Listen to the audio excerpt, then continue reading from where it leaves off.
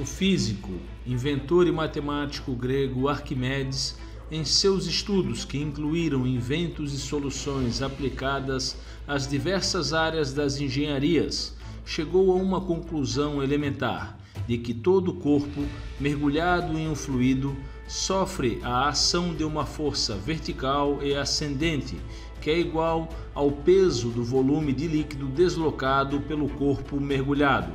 Assim, definindo através do princípio de Arquimedes o que conhecemos como empuxo.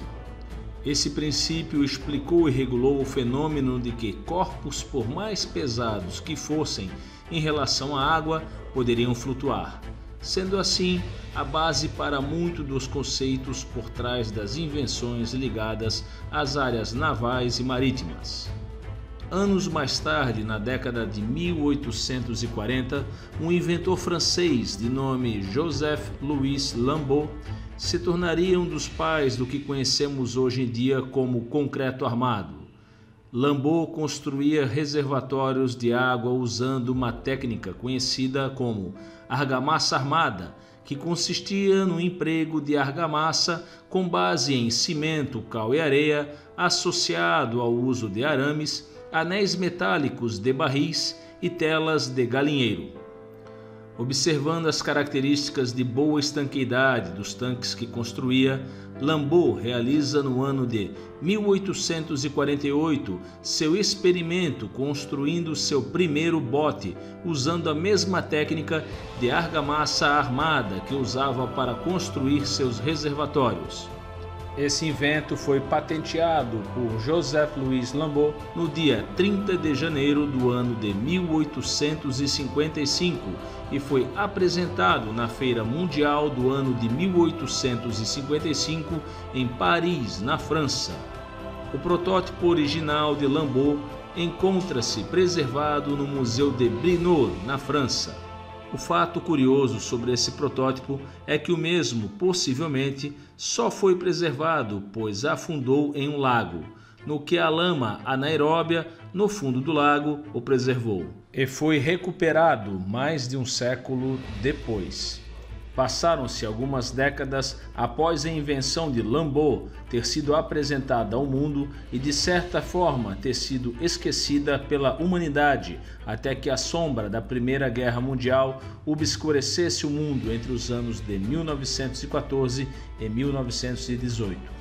Durante as guerras, todo material industrializado se torna escasso ou restrito.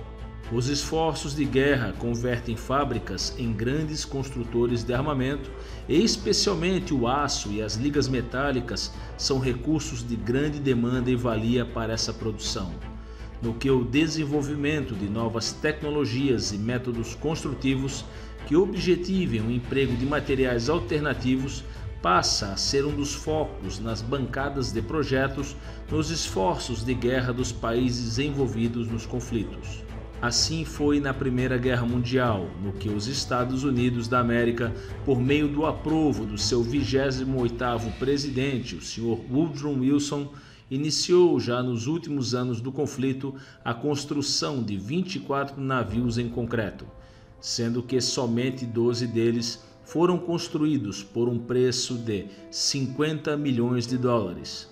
Todavia, esses navios não ficaram prontos para atuarem no teatro de guerra e somente foram lançados ao mar já no final de 1918 e também no decorrer do ano de 1919, onde já estava declarado o armistício do conflito. Essa frota foi denominada de Frota de Emergência da Primeira Guerra Mundial. Eram navios que mediam entre 76 metros e 20 centímetros a 132 metros e 30 centímetros de comprimento. Tinham as suas bocas entre 13 metros e 72 centímetros a 16 metros e 46 centímetros. Seus calados variavam entre 6 metros e 71 centímetros a 8 metros e 8 centímetros. pesavam entre 2.500 a 7.500 toneladas. Suas propulsões eram baseadas em motores de tripla expansão com várias proveniências de fabricantes. Possuíam potências entre 359 a 598 naval horsepower. Não existem dados das velocidades obtidas. Até os dias atuais ainda são visíveis restos de alguns navios dessa frota.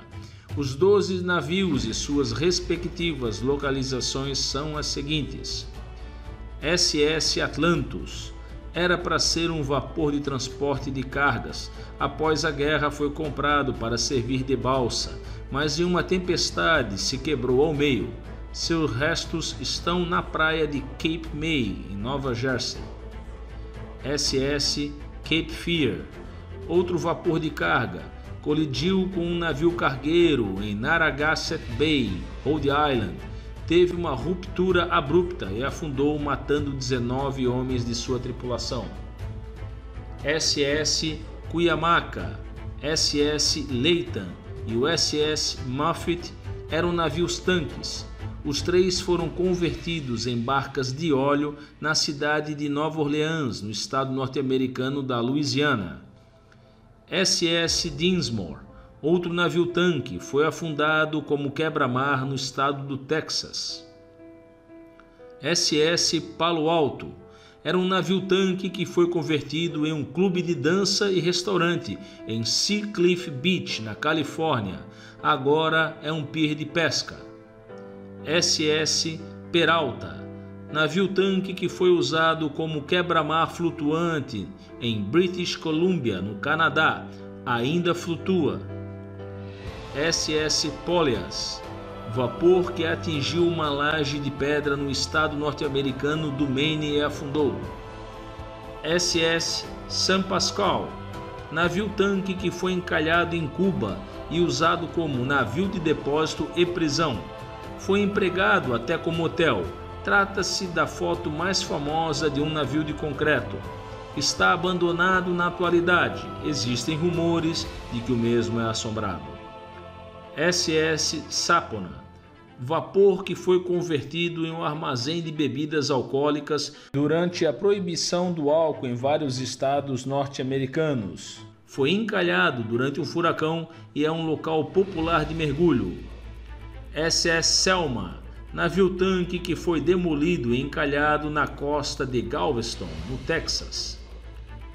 Assim como o aço se tornou escasso durante a Primeira Grande Guerra Mundial, a Segunda Guerra estava novamente consumindo os recursos siderúrgicos dos Estados Unidos. Assim, no ano de 1942, a Comissão Marítima dos Estados Unidos contratou a McCloskey & Company da cidade de Filadélfia, no estado norte-americano da Pensilvânia, para construir uma nova frota de 24 navios de concreto.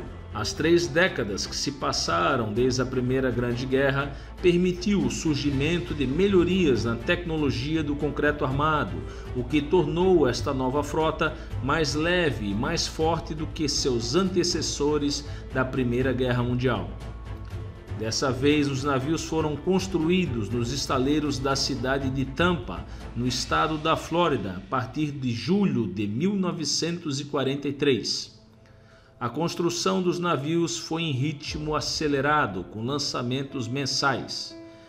Todos os navios receberam os nomes de pioneiros na ciência e desenvolvimento da tecnologia do concreto armado, arquitetura e engenharias. Todos os nomes são precedidos da sigla SS de Steamship. P.M. Anderson, John Aspedin, Henry Lee Chatelier, Armand Consider, William Foster Calhoun, Edwin Clarence Eckel, John Grant, François Hennebic, Richard Louis Humphrey, Albert Kahn, Robert Whitman Leslie, Richard Kidder Mead, Thaddeus Merriman, C.W. Pasley, Willard A. Pollard, David O. Saylor, Willis A. Slater, John Smithon, Arthur Newell Talbot, Edwin Thatcher, L. J. Vicat, Emily N. Vidal, Vitruvius e Leonard Chase Wasson. Os navios dessa segunda série de navios de concreto, construídos para atender às necessidades de guerra norte-americana, eram padronizados em suas dimensões e possuíam um comprimento de 102 metros e 53 centímetros, boca de 16 metros e 45 centímetros, pontal de 10 metros e 66 centímetros e um calado de 7 metros e 92 centímetros. Também eram idênticos em suas motorizações, no que receberam motores de tripla expansão da marca Prescott Marine Company, no que não existem dados sobre as potências que possuíam, bem como não existem informações claras das velocidades obtidas por essas embarcações, com algumas fontes citando a marca de 10 nós, ou seja, 18,52 km/h. Pesavam 4.690 toneladas. Destes navios, 2 foram afundados como navios de bloqueio na invasão aliada da Normandia no dia D.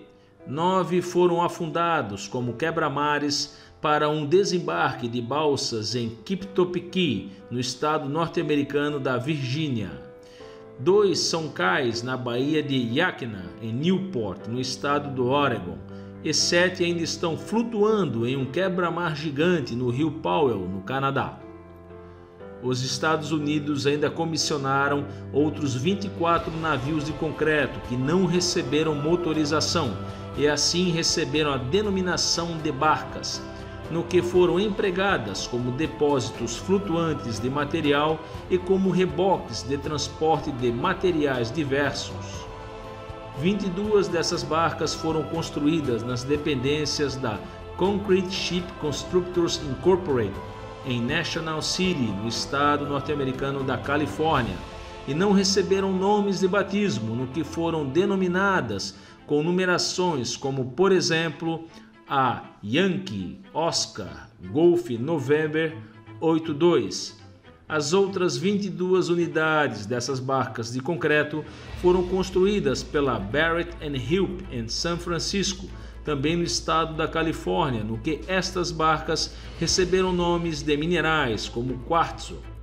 Divergiam um pouco dos navios motorizados em termos de dimensões, no que possuíam um comprimento de 111 metros e 56 centímetros, 9 metros e 3 centímetros a mais do que os navios motorizados. No entanto, as suas dimensões de boca, com 16 metros e 46 centímetros, pontal de 10 metros e 66 centímetros e calado de 7 metros e 92 centímetros, eram as mesmas das embarcações motorizadas. Não existem registros da perda dessas embarcações por motivos de ataque ou em ações de guerra sob fogo inimigo.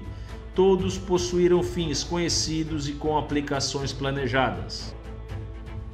As experiências aqui relatadas, desenvolvidas nos Estados Unidos da América, não foram as únicas e estão muito longe de terem sido isoladas no mundo. Existiram sim iniciativas e experimentos por parte de ingleses, canadenses, franceses e russos e vários outros países que atuaram durante as guerras e também em períodos de paz. O senso comum nos leva a acreditar que o material concreto é peculiar às obras da construção civil, tendo o entendimento de que o mesmo é pesado. Todavia, o concreto armado possui uma massa específica de 2.500 kg por metro cúbico. Em contrapartida, o aço e suas ligas, em média, possuem 7.800 kg por metro cúbico. Portanto, o concreto, apesar de entender-se ser um material pesado, é 3,12 vezes mais leve do que o aço. O emprego do concreto como material de construção na indústria naval pode ser levado a efeito sem problemas, desde que o mesmo garanta as condições de estanqueidade do casco e também observe as condições do princípio de Arquimedes. Em tempos recentes, se verifica o emprego do concreto associado a partes de estrutura em chapas de aço para a construção de diques flutuantes.